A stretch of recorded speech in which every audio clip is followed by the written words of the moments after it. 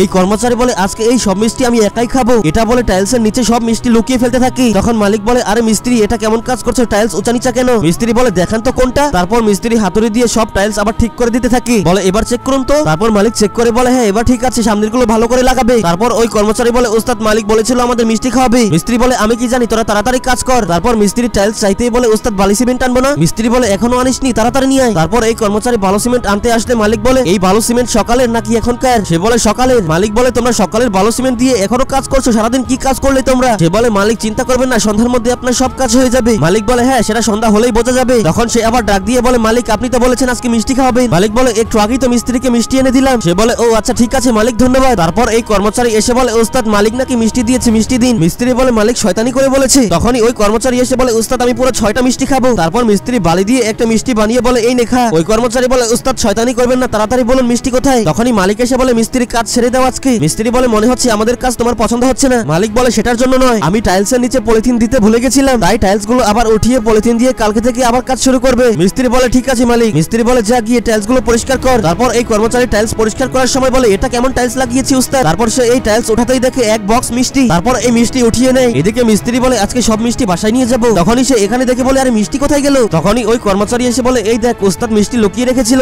এই কর্মচারী বলে আচ্ছা তাহলে উস্তাদ একা একাই খেতে চেয়েছিল, চল এই সব মিষ্টি আমরা দুইজন মিলে শেষ করে ফেলি। তারপর তারা দুজন মিলে সব মিষ্টি খেয়ে ফেলতে থাকি। আর খাওয়া শেষ হলে মিস্ত্রি এসে বলে আরে তোরা সব মিষ্টি খেয়ে ফেললি, ভেবেছিলাম এই মিষ্টিগুলো আজকে বাসায় নিয়ে যাবো, তোরা নিতে দিলি না।